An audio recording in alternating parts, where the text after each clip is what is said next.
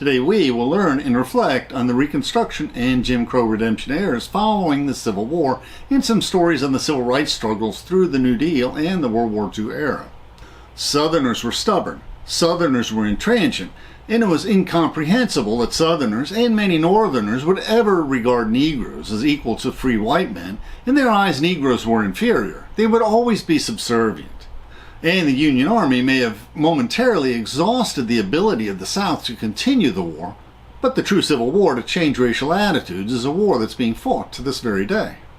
Our primary source will be the lecture notes from the Yale University undergraduate class lectures by Professor Holloway for his African American history class. And these are the other videos where we explore stories from these Yale lectures. At the end of our talk, we'll discuss the sources used for this video. Please feel free to follow along in the PowerPoint script we uploaded to SlideShare.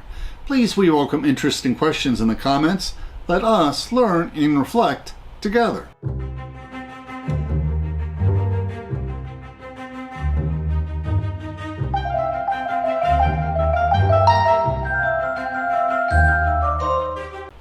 Now, you can view the early civil rights black leaders as belonging to three generations. Frederick Douglass, who escaped from slavery in the 1830s, belonged to the first generation of black leaders. And we reviewed his best-selling slave autobiography, as his abolitionist readers wanted to know what life as a slave was like. We also have a second video of his later autobiography where he describes his Civil War experiences when he lobbied Lincoln to allow blacks to serve in the Union Army, and his experiences as an abolitionist black leader after the Civil War. There have been disagreements among the civil rights leaders, particularly in the decades following the Redemption era. There was definite tension between those who were the followers of Booker T. Washington, the accommodationist, and WEB Dubois, the activist. And they're kind of like the good cop and bad cop of the early civil rights history.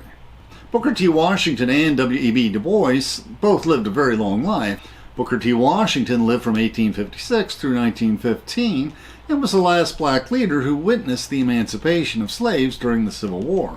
He was a second-generation black leader. W.E.B. Du Bois lived from 1868 through 1963. He was a third-generation black leader. He was a founder of both the Niagara Conference and the NAACP. W.E.B. Du Bois earned his Ph.D. in history from Harvard and was part of the talented 10th movement who believed the black leaders should seek higher education to better enable them to champion the causes of their race. Booker T. Washington was the first president of the Tuskegee Institute in Alabama, and that was a black school that taught blacks practical agricultural and technical skills so they could get the best jobs that were available to them at that time. He lived in the worst of the Jim Crow years where lynchings and Jim Crow cruelties were at their height. His message of humility and subservience was a popular message among the white elites, and he was able to tap the wealth of the white philanthropists like Carnegie and J.C. Penney, Rockefeller, Taft, and Eastman, among others. And he helped establish half a dozen more black schools across the South. Although publicly he distanced himself from the younger activists like W.E.B. Du Bois, privately and secretly he helped fund the NAACP and the activities of W.E.B. Du Bois. And Booker T. Washington's most famous speech was at the 1895 Cotton States and International Exposition at Atlanta, Georgia. And this speech led to the Atlanta Compromise between white and black leaders, which agreed that Southern blacks should work and submit to the white political rule, while Southern whites guaranteed that blacks would receive basic education and due process in law. And blacks would not focus their demands on equality, integration, or justice, while Northern whites would fund black educational charities. And this likely led to Washington receiving more funds for his endeavors to uplift his black students. But it had little effect on providing blacks with more due process, since he did not emphasize restoring black voting rights. His most famous speech was at the Atlanta Exposition. This was a national trade show that encouraged white businessmen to hire more black workers. And addressing his fellow black workers in this speech, Booker T. Washington said that a ship lost at sea for many days suddenly sighted a friendly vessel. From the mast of the unfortunate vessel was seen a signal, "Water, water, we die of thirst." The answer from the friendly vessel at once came back, "Cast down your bucket where you are." A second time the signal, "Water, water, send us water." ran up from the distressed vessel and was answered, "Cast down your bucket where you are." And a third and fourth signal for water was answered, "Cast down your bucket where you are." And the captain of the distressed vessel, at last heeding the injunction, cast down his bucket, and it came up full of fresh, sparkling water from the mouth of the Amazon River. And he continued, "To those of my race who depend on bettering their condition in a foreign land, or who underestimate the importance of cultivating friendly relations with the southern white man, who is their next-door neighbor, I would say, cast down your bucket where you are. Cast it down in making friends in every manly way of the people of all races by whom we are surrounded. Cast it down in agriculture, in mechanics, in commerce, in domestic service, and in the professions. No race can prosper till it learns that there is as much dignity in tilling a field as in writing a poem. It is at the bottom of life we must begin, and not at the top. Nor should we permit our grievances to overshadow our opportunities." And we quote more of the speech in our video on Booker T. Washington, including his message to the white businessmen, encouraging them to hire more black workers, as they are loyal and dependable employees, or so the pitch goes. The Supreme Court proclaimed its doctrine of separate but equal, and the Supreme Court in 1895 hands down its decision in Plessy versus Ferguson. This was a test case for Homer Plessy, who was an octoroon, or someone who only had one black great-grandparent, bought a ticket for the train's white-only coach car to test a new state law separating the races. We will take a few slides from our video on Eric Foner's book on the Second Founding on the Reconstruction Amendments.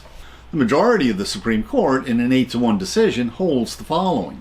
We consider the underlying fallacy of the plaintiff's arguments to consist in the assumption that the enforced separation of the races stamps the colored race with a badge of inferiority. If this be so, it is not by reason of anything found in the Act, but solely because the colored race chooses to put that construction on it. And the majority is claiming that the impression that the separation of the races stamps the colored race with a badge of inferiority is all in the colored race's head. The famous dissent written by Justice John Harlan, who, by the way, was a Southern justice and a former slaveholder, says that the arbitrary separation of the citizens on the basis of race, when they're on a public highway, is a badge of servitude, wholly inconsistent with the civil freedom and the equality before the law established by the Constitution. The majority is saying the badge of inferiority is non-existent. It's a construction. It's all in their minds. And Harlan says exactly the opposite. This initiated the judicial separate but equal doctrine that would not be overturned until the 1960s civil rights era. W.E.B. Du Bois criticized the Atlanta Compromise, famously saying that manly self-respect is worth more than lands and houses, and that a people who voluntarily surrenders such respect or ceases striving for it are not worth civilizing. And W.E.B. Du Bois was more in the third generation. He differed from Booker T. Washington by insisting on civil rights, political power, and higher education for blacks. While Booker T. Washington was giving his speech at the Atlanta Convention, W.E.B. Du Bois was earning his Ph.D. at Harvard. W.E.B. Du Bois became a teacher and prolific writer, writing Souls of Black Folk and his classic, Black Reconstruction in America, which ran counter to the then current Reconstruction scholarship influenced by notions of white supremacy. He was also one of the co-founders of the NAACP and was active in the NAACP for many decades. During this time, he edited the NAACP monthly magazine, The Crisis. W.E.B. Du Bois caused controversy when he encourages blacks to sign up to fight in World War I. He writes, "This is the crisis of the world.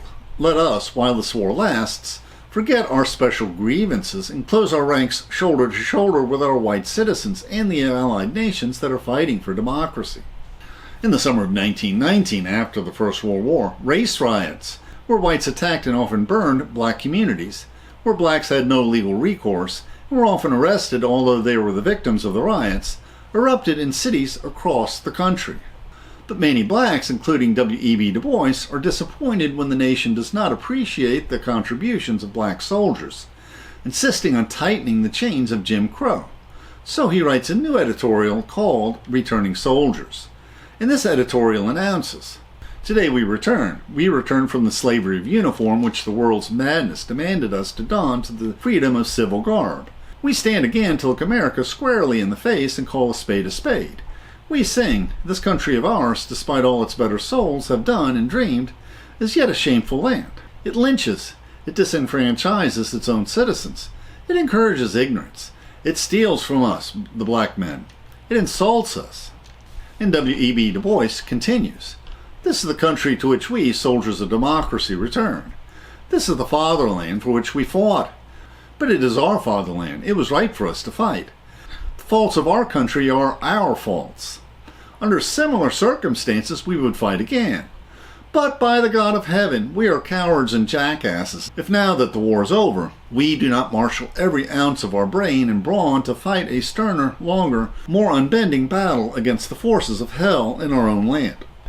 We return from fighting. We return fighting. Make way for democracy. We saved it in France, and by the great Jehovah, we will save it in the United States of America, or know the reason why. And the next story we'll tell is about the New Deal and the Marian Anderson concert. The Democratic Party under FDR embraced progressive ideals and its New Deal policies that established government welfare programs to help the unemployed and destitute and created the Social Security program to benefit ordinary workers when they were too old to work. The New Deal ethos was revealed in the 1941 Four Freedoms speech that declared that people everywhere in the world ought to enjoy the four freedoms.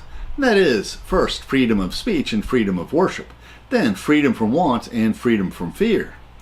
Our fight against fascism gave FDR room to further their civil rights agenda, so our ideological enemies, the Nazis, would not embarrass us by pointing out injustices to our black and poor citizens. The Democratic Party at the time of the New Deal included socialists, civil rights activists, and deep South good old boy white supremacists under the same big tent. Often the New Deal programs would benefit all the poor, including the black poor. But sometimes when the New Deal programs were administered by local officials in the Deep South, blacks were specifically excluded from the New Deal programs. We will take a few slides from our video, From Jim Crow to the Final Jewish Solution, where we discuss the lynching bill and Eleanor Roosevelt, drawing from Doris Kearns' biography, No Ordinary Time. FDR was sympathetic to civil rights. He explained to a colleague that the Southerners, by reason of the seniority rule in Congress, are chairmen of the key congressional committees. If I come out for the anti-lynching bill, they will block every bill I ask Congress to pass to keep America from collapsing. I just can't take that risk. So FDR had a choice. He could fight the Nazis, or he could fight lynching, but he could not do both. And defeating the Nazis was an attainable goal. Eleanor Roosevelt, his wife, persisted in public speeches and her newspaper column in support of the anti-lynching campaign, constantly badgering her husband. Once she asked FDR, "Do you mind if I say what I think?" FDR replied, "You can say anything you like. I can always say, well, that is my wife. I can't do anything about her." And the supposed conflict was a good political way to push for civil rights without unduly antagonizing the powerful Deep South senators and congressmen.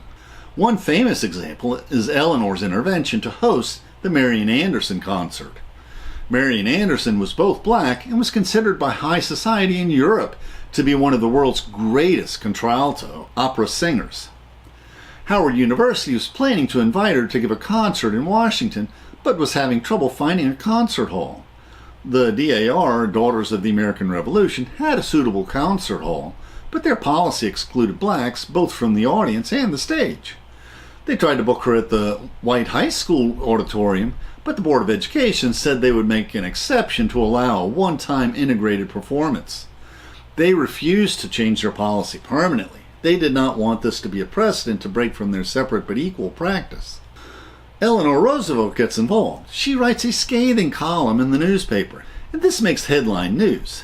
She enlists the aid of Howard Hicks, Secretary of the Interior, to permit Marian Anderson to perform at the National Mall at the foot of the Lincoln Memorial. At the concert, Harold Hicks introduces Marian Anderson. Genius, like justice, is blind.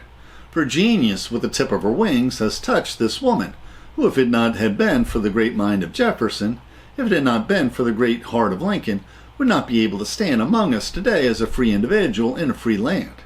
Genius draws no color line. Professor Holloway tells us this is a powerful statement coming from a representative of the federal government. Now, 4 hours before Hicks steps to the microphone, 4 hours before the concert begins, people start arriving at the National Mall and the Lincoln Memorial. And what they find there is quite remarkable. The District of Columbia is a very segregated city during this era. What they find is an absence of the colored-only section and an absence of the white section. 75,000 people crowd the mall to hear Marian Anderson's performance. And an untold number of people listen to the performance on radio across the country, and planes are circling overhead observing. The moment is important for one important reason. With Eleanor Roosevelt and Harold Dix giving their very public support to Marian Anderson, it suggests to African Americans that the federal government at the highest level and the White House really does care about us. Professor Holloway continues, when I was working on my first book, my dissertation in fact, I was interviewing a longtime D.C. resident who was about 80 years old. We were just talking about this era and what it meant to be black and struggle with the color line. Marian Anderson's concert comes up and he said something I've never forgotten. After that concert, everything looked different in America as far as blacks were concerned. Now he's not talking literally, because the day after Marian Anderson sang, it wasn't like if you were black you could go into a local restaurant that's not in the black section of town. You couldn't go in someplace else and get a meal. You all of a sudden couldn't get a job that was denied to you, the week before. So in terms of literal bread and butter issues, there's no change. But at the level of symbolic possibilities, at the level of what blacks can articulate and think as maybe achievable, fundamental change happens with this concert. This moment is important because the public outcry surrounding Marian Anderson's concert is happening in the context of a larger battle of rhetoric against the Nazi doctrines of racial supremacy. You just cannot understand this concert in the context of an event that happened in Washington, D.C. It's an event that has global ramifications, especially for the way in which the U.S. federal government is struggling against a war of words with the Nazi and fascist regimes. The Nazis would say that the U.S. just doesn't have a leg to stand on because they're just as racist as we are. If the U.S. cannot handle its own fascistic tendencies internally, World War II is a war of hypocrisy. Now we'll discuss the sources we use for this video. Jonathan Holloway was a Yale professor whose chosen academic field is Black history, a topic he chose as a teenager. These are his undergraduate lectures on African American histories. And as you can see, the first 6 lectures cover this history through Reconstruction, so the remaining 19 lectures cover the history of Jim Crow and the Civil Rights era. And Professor David Blight's lectures on the Civil War and Reconstruction era from 1845 to 1877 have a different perspective. He gives us a background on Southern culture, and he covers many topics more important for American history, like the pre-Civil War history of the Polk administration and the acquisition of Texas and California, Henry Clay and the Compromise of 1850, and how the Republican Party formed from the ashes of the Whig, Free Labor, and other parties. Wondrium has recently released, in 2022, a video on civil rights through the years of Jim Crow. And we also have a video of civil rights through paintings. That also uses a Wondrium course on conventional Civil War history by Thomas Gallagher. The YouTube description includes a link to our PowerPoint script that we uploaded to SlideShare and also our blog. Please support this channel by sharing this video with your friends and by clicking on the like and subscribe buttons and by clicking on the Amazon links to purchase any of the books we discussed, which will earn us a very small affiliate commission. And please consider becoming a patron of our channel. Plus, we will host special discussion groups for our patrons. Plus, you can click on the Meetup or small M icon to participate in our online discussions, where we practice our future YouTube scripts. And please click on the links for other videos that will broaden your knowledge and improve your soul.